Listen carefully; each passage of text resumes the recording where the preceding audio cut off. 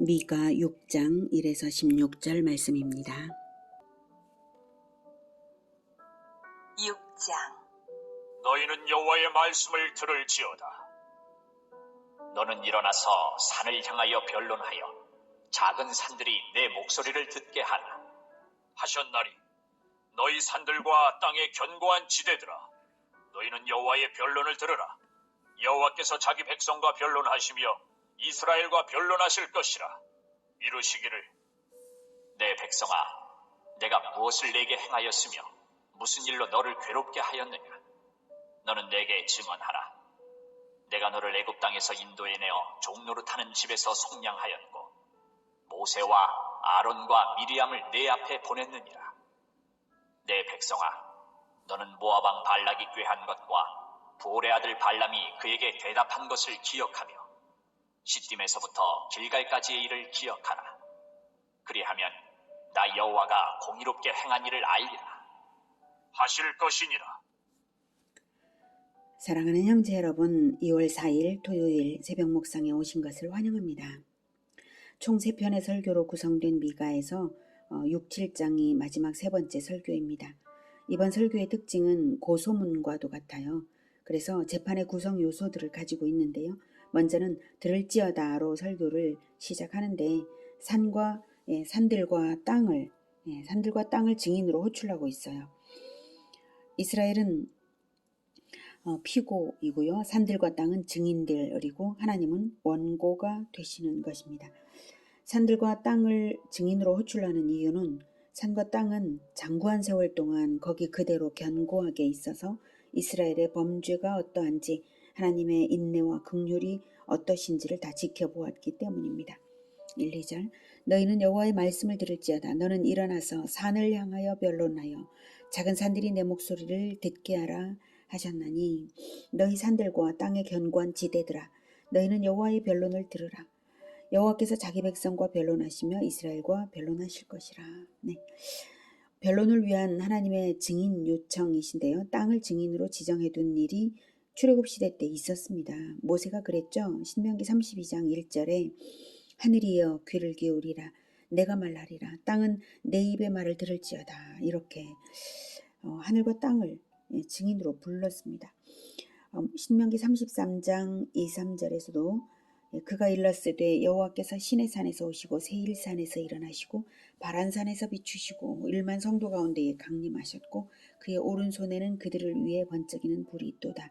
여호와께서 백성을 사랑하시나니 모든 성도가 그의 수중에 있으며 주의 발 아래에 앉아서 주의 말씀을 받는도다. 이렇게 땅과 산들이 과거 모세 때부터 줄곧 보아왔던 것이 있으므로 과거로부터 이스라엘을 위해 행하신 은혜의 역사, 하나님의 은혜의 역사에 대해 이스라엘에게 회상시키고자 이렇게 말하는 것이죠.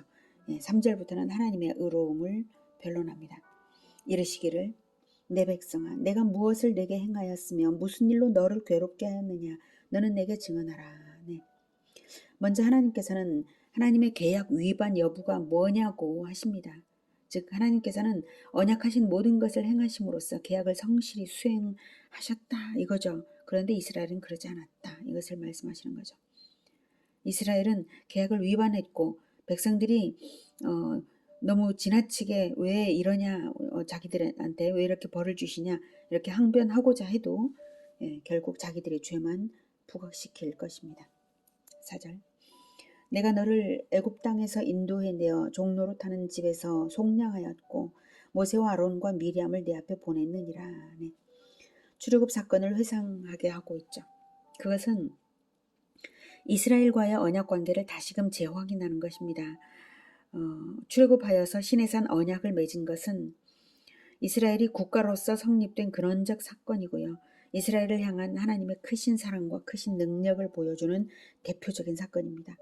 출애굽이 속량하였고라고 하죠. 속량. 즉 대가 지불을 하여서 대가를 지불하여서 해방시킨 사건이라고 출애굽을 말하고 있습니다. 그럴 수 있는 근거는 유월절 어린 양의 피로서 유월절이 있음으로써 애굽에서 맏아들이 죽음을 당하지 않고 출애굽할 수 있었지 않습니까?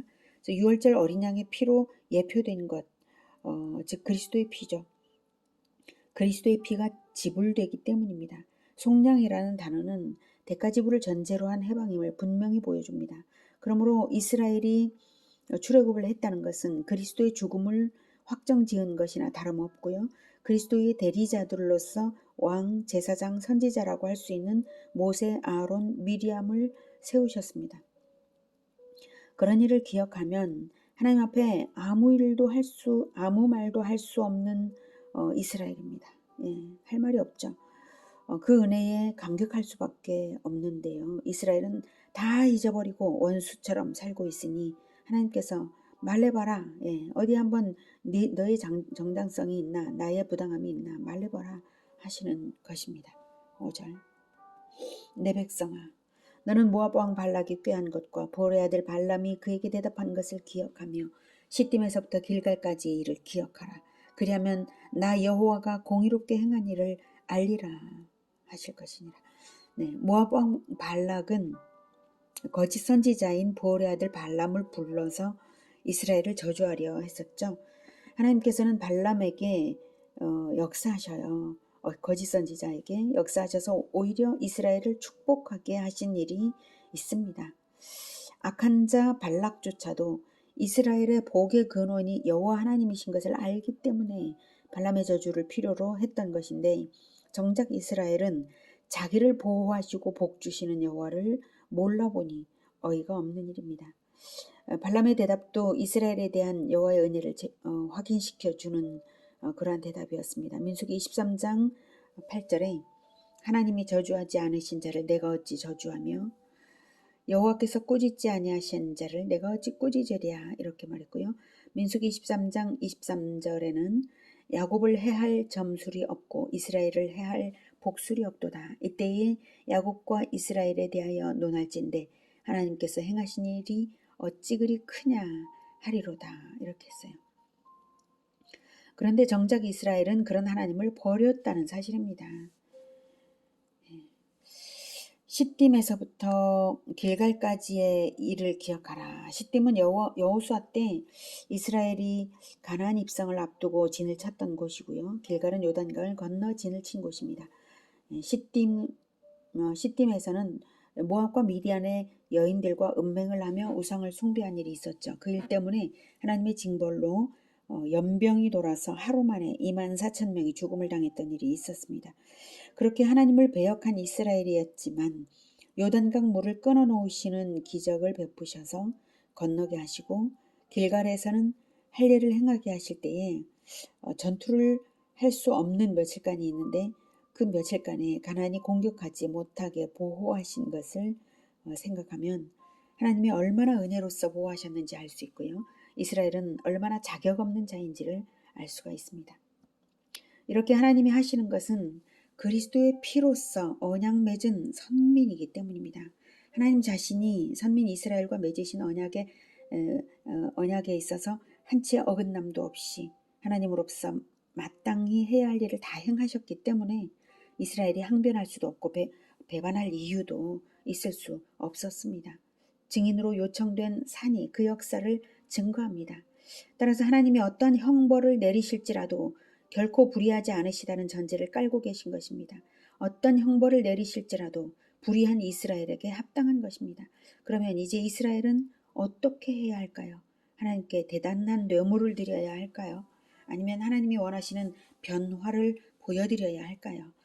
당연히 하나님은 이스라엘의 변화를 바라시고 지난 역사 내내 일하시고 오래 참아 오신 것입니다. 6절. 내가 무엇을 가지고 여호와 앞에 나아가며 높으신 하나님께 경배할까? 내가 번제물로 일련된 송아지를 가지고 그 앞에 나아갈까? 여호와께서 천천의 순양이나 만만의 강물 같은 기름을 기뻐하실까? 내 허물을 위하여 내 마다들을 내 영혼의 죄로 말미암아 내 몸의 열매를 드릴까? 사람아, 주께서 선한 것이 무엇임을 내게 보이셨나니 여호와께서 내게 구하시는 것은 오직 정의를 행하며 인자를 사랑하며 겸손하게 내 하나님과 함께 행하는 것이 아니냐. 하나님께서 진정 기뻐하시는 것은 1년 된 송아지도 아니고 천천의 순양도 만만의 강물 같은 기름도 아닙니다. 심지어 마다들을 드리는 인신 제사라도 드리겠노라 이스라엘이 나온다 할지라도 하나님께 합당하지 않은 것은 하나님 앞에는 진정 하나님이 받으실 만한 거룩한 자는 없기 때문이고요. 인신 제사까지 미가가 언급하고 있는 것은 이스라엘 백성들이 우상의 제사에 인신 제사까지도 드리고 있었기 때문입니다. 그러나 하나님은 그 어떤 제사 행위를 원하시는 것이 아닙니다. 그 어떤 대단한 제물을 원하시는 것이 아닙니다. 다만 하나님께서 원하시는 것은 오직 정의를 행하며 인자를 사랑하며 겸손하게 내 하나님과 함께 행하는 것일 뿐입니다. 제사 자체를 부정하시는 것이 아니라 정의와 사랑의 실천과 하나님과의 동행 없이는 제사는 무의미하다는 것입니다. 예. 제사 자체를 부정하시는 것이 아니라 바로 그 제물과 같은 자로서 살아가는 것을 원하시는 것입니다. 오직 완전한 제물 되신 그리스도와의 연합으로서만 하나님께 진정 기쁨의 제물이 될 수 있는 것이지 회개 없는 거창한 제물은 아무 소용이 없는 것입니다. 그래서 이제 9절부터는 심판이 선언됩니다. 여호와께서 성읍을 향하여 외쳐 부르시나니 죄는 주의 이름을 경외함이니라. 너희는 매가 예비되었나니 그것을 정하신 이가 누구인지 들을지니라.